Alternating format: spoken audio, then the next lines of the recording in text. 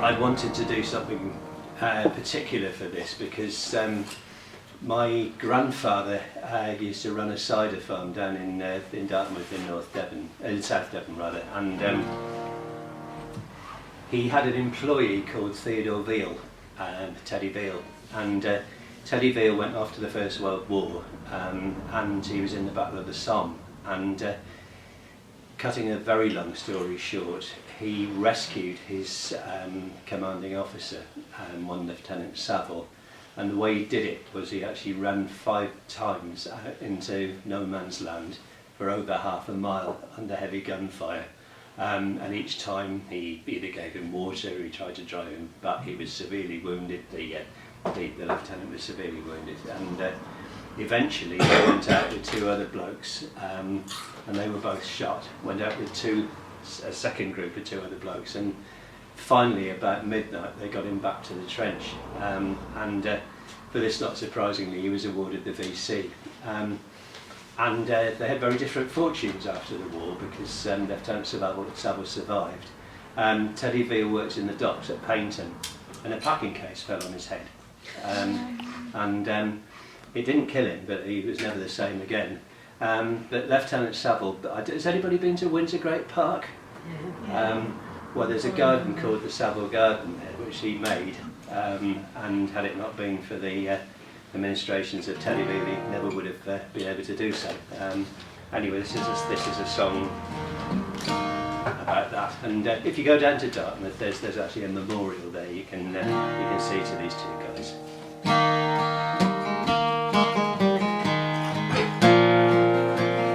Theodore Veale was a fine young man. He worked on Townsville Farm. Theodore Veale was a brash young lad, and he meant no man no harm. A sportsman bold and a bit of a rogue, he held his head up high. He always said he'd do some deed that he'd be remembered by. When wartime came and the call to arms, he was the first in line. Old Dartmouth saw him standing there, and his eyes so bright did shine. As he boarded the ferry to cross the Dart, he did so loudly shout that he'd come back a hero or be invalided out. You Devon men from far and wide, drink to the health of Dartmouth's pride. He ran out into no man's land to save the life of a fellow man. Lieutenant Saville was a good man. He tried to save his men. He told them to hug the trees and keep away from the murdering guns. As the dawn was breaking, pale and grey, they rose from the sunken lane by